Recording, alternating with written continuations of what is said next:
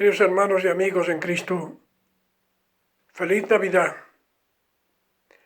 feliz celebración de la encarnación del Verbo de Dios, prevista desde antes de la fundación del mundo y anunciada durante muchos siglos antes de su cumplimiento.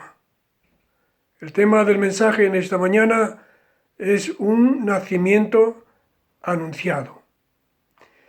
El primer anuncio del nacimiento del Salvador dice que nacería de la simiente de la mujer, y lo hizo Dios directamente en el jardín del Edén, el día que dio a conocer las consecuencias de la desobediencia de Adán y Eva, que tendría para ellos y para la serpiente que los manipuló. A la mujer le dijo: multiplicaré en gran manera los dolores de tus preñeces. Con dolor darás a luz a los hijos, y tu deseo será para tu marido, y él se enseñoreará de ti. Ella recibió lo contrario de lo que esperaba. En lugar de obtener deleite y sabiduría si comía del árbol prohibido, sufriría los embarazos y los partos al dar a luz los hijos, y la relación con su esposo sería desde entonces mucho más complicada y difícil. El Señor le dijo: tu deseo será para tu marido, y él se enseñoreará de ti. Miren cómo interpretan estos dos maestros de la Biblia la parte final del veredicto emitido por Dios sobre la mujer. John Atkinson dice: esto no es una orden divina de cómo tienen que ser las cosas, sino una descripción de cómo serán en el mundo caído. Y John MacArthur dice: compañeros de por vida, los maridos y las mujeres necesitarán la ayuda de Dios para llevarse bien. Al hombre le dijo, entre otras cosas: por cuanto obedeciste la voz de tu mujer y comiste del árbol, maldita será la tierra por tu causa.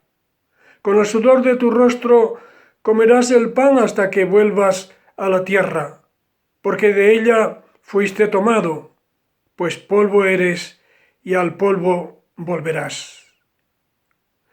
De disfrutar la perfección y la abundancia en el paraíso, Adán pasaría a tener que luchar para sobrevivir en un erial inhóspito, más dado a producir malas hierbas que cosechas buenas. De la perspectiva de vida feliz y abundante, pasaría a esperar la muerte, como el divino Creador le dio a entender cuando le dijo: hasta que vuelvas a la tierra, porque de ella fuiste tomado, pues polvo eres y al polvo volverás. Aquí se refiere a la muerte física, que no sería inmediata, pero llegaría cuando Dios demandara de él el soplo de vida que le había dado. Entonces volvería al polvo de la tierra de donde fue tomado.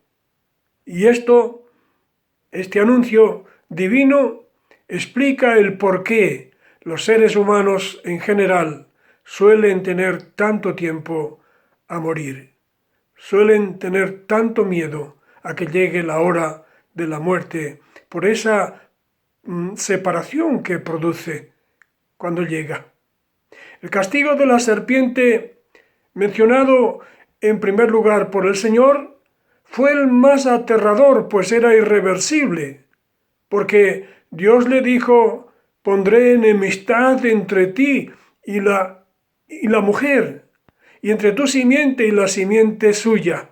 Esta te herirá en la cabeza y tú le herirás en el calcañar.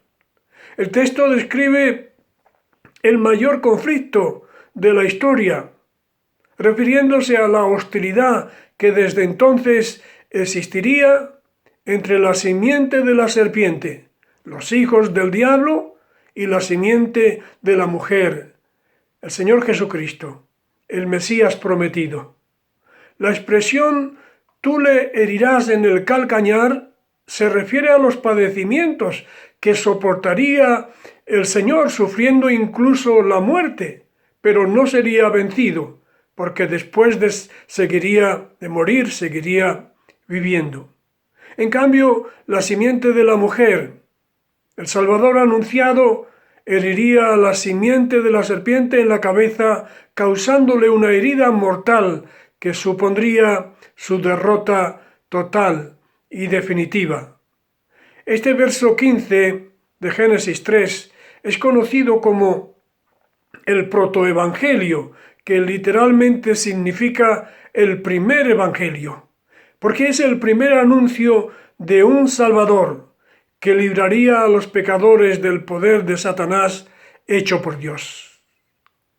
Como se cumplió cuando Dios envió a su Hijo, nacido de mujer y nacido bajo la ley, para que redimiese a los que estaban bajo la ley, a fin de que recibiésemos la adopción de hijos.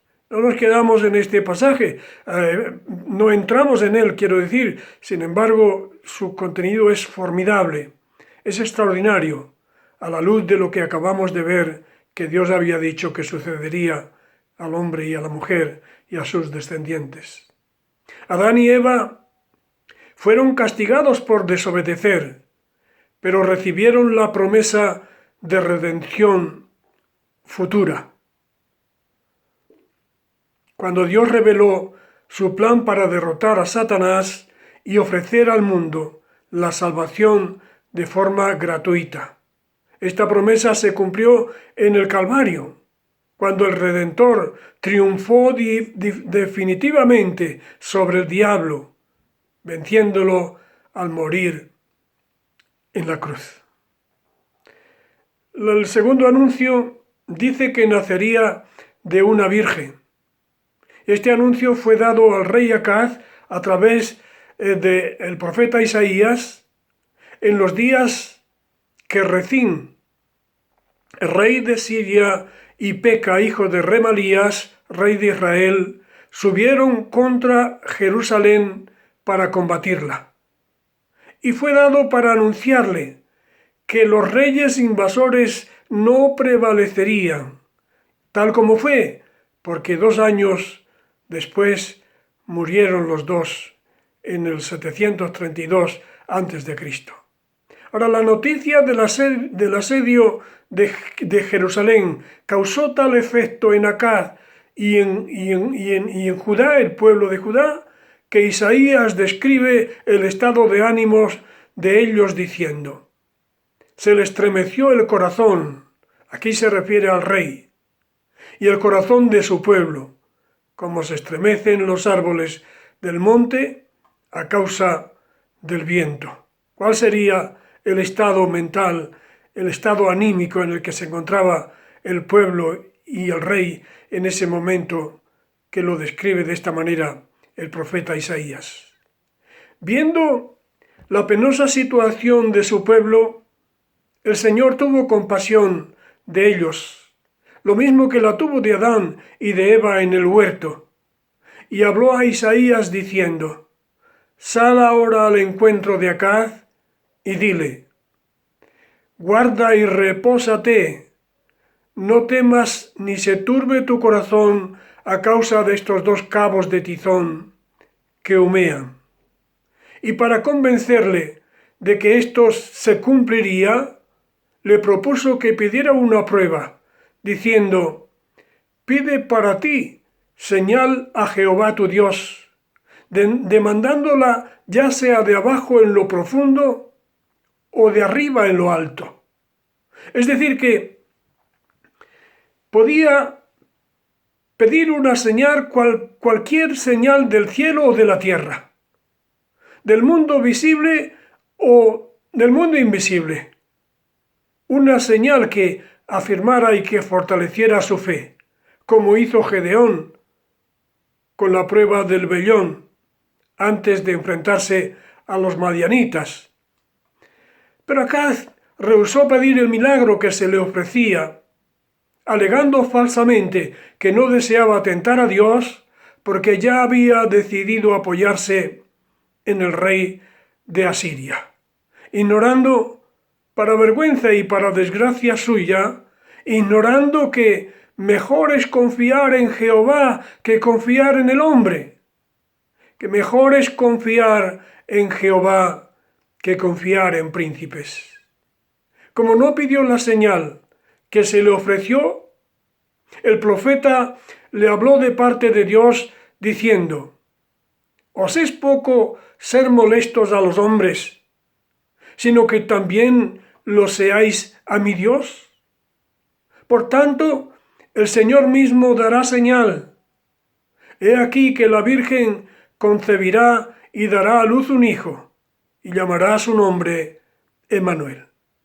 Esta profecía se ha interpretado de diversas formas, pero la exégesis cristiana tradicional ha dicho siempre que el bebé que la Virgen concebiría es el Hijo de Dios, anticipando así cómo sería el nacimiento del Mesías. El niño sería llamado Emmanuel, que significa Dios con nosotros, y pone de manifiesto la naturaleza sobrenatural del niño. Como dice la Biblia a Plenitud, un comentario al pie de página de la Biblia a Plenitud, confirma la participación de Dios en la liberación de Judá de la coalición sirio-israelita y en la futura encarnación del Verbo de Dios en el nacimiento del Mesías. El anuncio se cumplió literalmente 700 años después, como el ángel que se le apareció en sueños le dijo a José cuando pensaba abandonar en secreto a María para no infamarla: «José, hijo de David, no temas recibir a María tu mujer, porque lo que en ella es engendrado del Espíritu Santo es. Y dará a luz un hijo, y llamará su nombre Jesús, porque él salvará a su pueblo de sus pecados».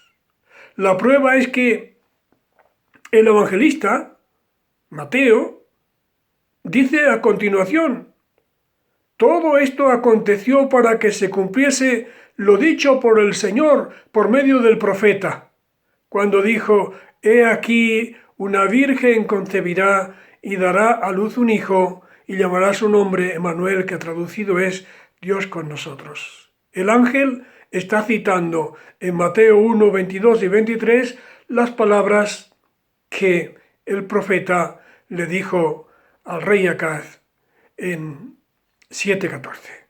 Isaías 7:14. El niño anunciado por Isaías y por el ángel del Señor sería Dios hecho hombre, Dios nacido de la simiente de la mujer, que vendría a la tierra para salvar al pueblo de la pena del pecado, del poder del pecado y de la presencia del pecado, comenta William MacDonald, como luego diría él mismo durante su ministerio. Con otras palabras, pero dando a entender una lección de un alcance tan profundo. El ladrón, dijo nuestro Señor, no viene sino para hurtar, matar y destruir. Había venido y había hecho todo eso, todo ese mal, todo ese daño había causado, estaba causando y seguiría motivando, produciendo.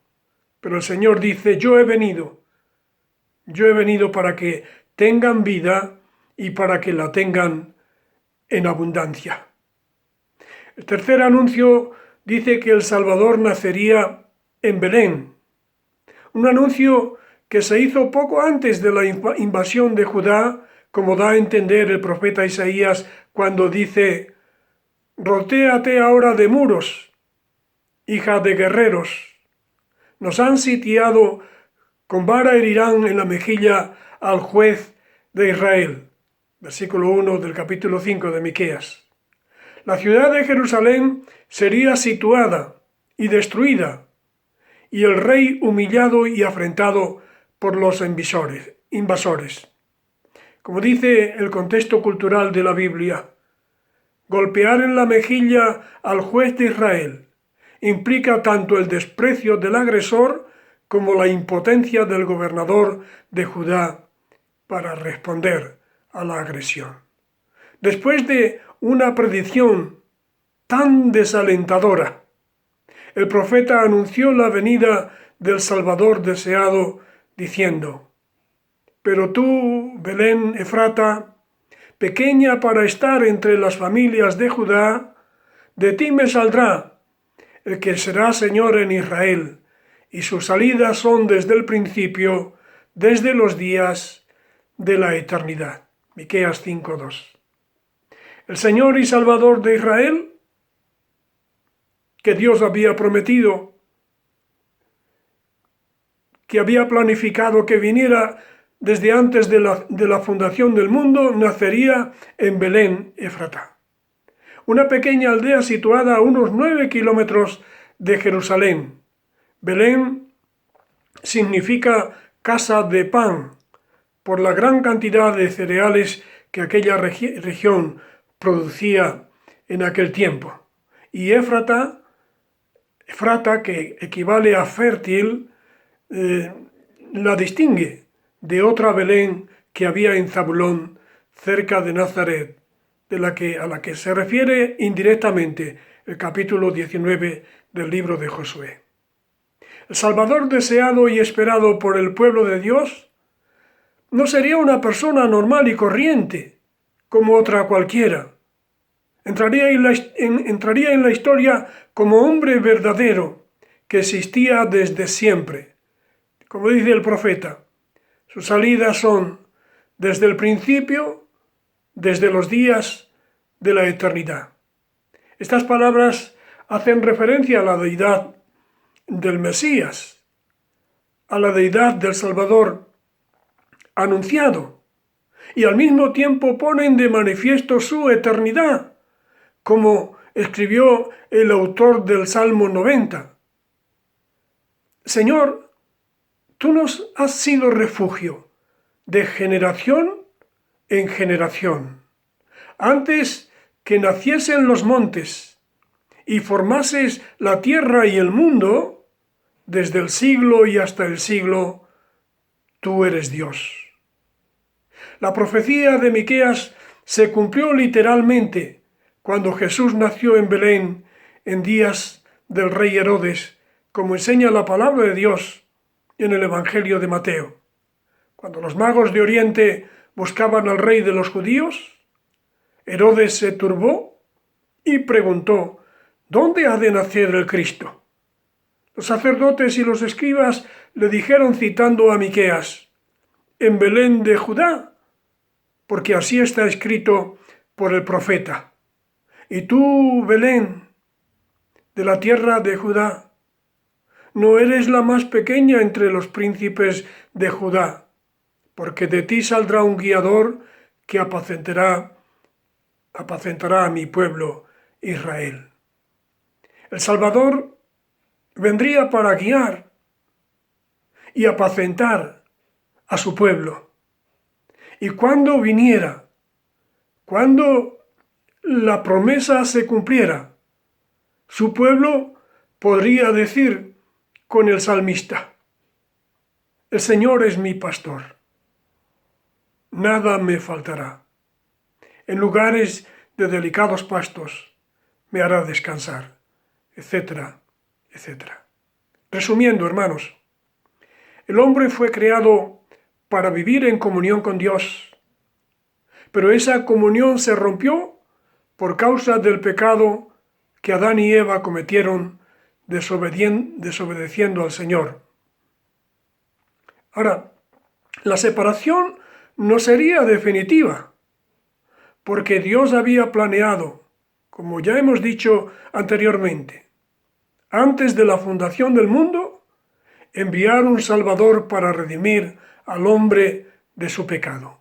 Anuncio que, como hemos visto, se hizo en forma progresiva. El primer anuncio lo hizo Dios directamente al decir a la serpiente que un descendiente de la mujer la heriría en la cabeza, causando su derrota definitiva. Satanás, que introdujo el pecado, la discordia y la muerte en el mundo, y la simiente de la mujer lo destruiría definitivamente y para siempre. Otro anuncio fue hecho por el profeta Isaías cuando dijo al rey Acaz de parte de Dios: la Virgen concebirá y dará a luz un hijo y llamará su nombre Emmanuel. Este niño, como su nombre indica, sería Dios hecho hombre, morando con el hombre, que moriría en la cruz, con el fin de reconciliarlo con Dios. Al que no hizo pecado por nosotros, al que no cometió pecado por nosotros, lo hizo pecado, para que nosotros fuésemos hechos justicia de Dios en él. Y otro anuncio de su nacimiento habla del lugar previsto por Dios para su nacimiento, cuando dice: pero tú, Belén Efrata, pequeña para estar entre las familias de Judá, de ti me saldrá el que será Señor en Israel. Aquel por quien suspiraban las almas temerosas de Dios desde que el pecado cerró las puertas del paraíso, nacería en la pequeña aldea ignorada por muchos de Belén. Demos gracias a Dios por la encarnación del Verbo que hizo posible nuestra reconciliación con Dios mediante el sacrificio voluntario que ofreció sobre la cruz. Y procuremos estar siempre en comunión con Dios, porque sin ella la vida presente no tiene sentido. Ya lo dijo el Señor: separados de mí, nada podéis hacer. Si no estáis en comunión conmigo, nada podéis hacer.